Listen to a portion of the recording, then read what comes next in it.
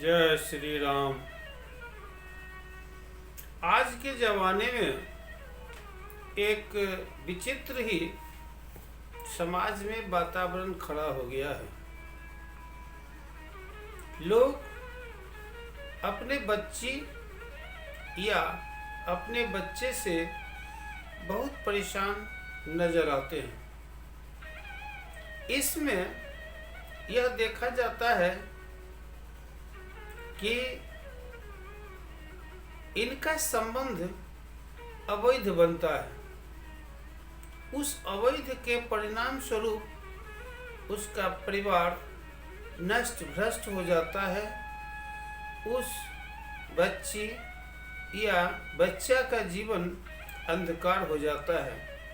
यह किस प्रकार बनता है, इसके बारे में मैं यहाँ पर ज्योतिषीय जानकारी देता हूँ। ध्यान रखना चाहिए कि हमारे पूर्व ऋषि महर्षियों ने जो अपने वचन में कहा है कि किं कुर्वन्ति ग्रहा सर्वे यस्य केंद्रे बृहस्पति, यह 10% सही हो सकता है, 90% यह हानिकारक माना जाता है। जब किसी भी जन्म कुंडली में लग्न या सप्तम में शुक्र होता है तो वह व्यक्ति अत्यंत सेक्सुअल मिजाज का होता है। अगर उसकी संगति गुरु से हो जाए तो और चार चांद लगाता है। यहाँ पर लग्न में बृहस्पति हो, सप्तम में शुक्र हो या लग्न में शुक्र हो, सप्तम में बृहस्पति हो, ऐसा व्यक्ति बड़ा ही रोमांचक व्यक्ति होता है। वह जितना ही देखने में सुंदर होता है उतना ही उसका चरित्र भ्रष्ट होता है।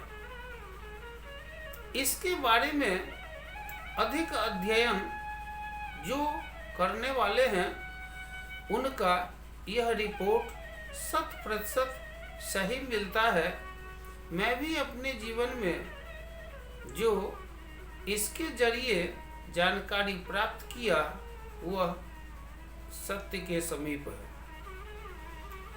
एक योगायोग के क्रिया में ऐसा कहा गया है कि लग्नेश कोई भी ग्रह हो, उसकी संगति अगर शुक्र से होता है तो ऐसा व्यक्ति सेक्सुअल होगा।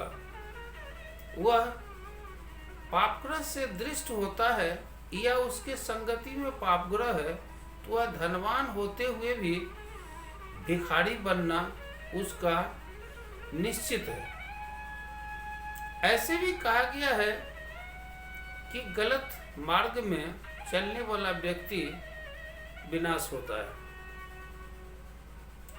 यहाँ पर सप्तमेश कोई भी ग्रह हो, उसकी भी संगति अगर शुक्र से होता है तो वैसा व्यक्ति पूर्णतः सेक्सुअल होता है। उसे दुनिया में कुछ भी नहीं सोचता है, उसे केवल अपना सेक्स संबंधी समस्या ही माथा में घुसा रहता है।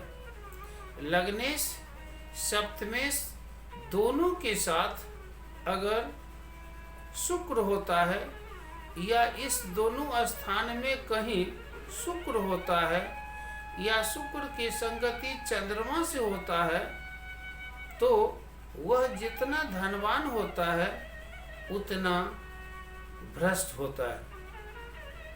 इस बात से बचने के लिए अगर जानकारी होता है तो उसका उपाय करना चाहिए। एक महत्वपूर्ण बात यह भी है कि कोई भी अप्रिय होने से प्रकृति हमेशा 2 बार एक संकेत देता है, हल्का हल्का झटका देकर जानकारी देता है।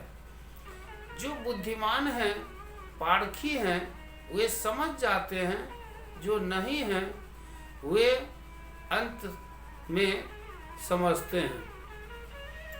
अगर जो समझ में आ जाता है, उस व्यक्ति को इससे निजात पाने के लिए निश्चित रूप से उसे गोमेद एवं पन्ना धारण कराना चाहिए। इस पत्थर को धारण कराने से सद्बुद्धि बनता है, दुर्बुद्धि नष्ट होता है। साथ साथ अगर कहीं वह चाहत भी बनाता है, वह चाहत नहीं सफल हो पाता है। इसलिए इस स्थिति में इसका प्रयोग करना चाहिए ताकि आचरण भ्रष्टता का आरोप न बने। लग्न में जब कभी भी बृहस्पति होता है तो आर्ष ऋषियों के मुताबिक जो कहा गया है वह पूर्णतः असत्य है, उससे कोई परिवर्तन नहीं होता है, चरित्र उसका विनाशकारी होता है। इसलिए किसी व्यक्ति का चरित्र ही महान होता है, चरित्र पर ध्यान देना चाहिए। और जो मैंने पत्थर पहनने से लाभ के बारे में बताया है उसका उपयोग करना चाहिए।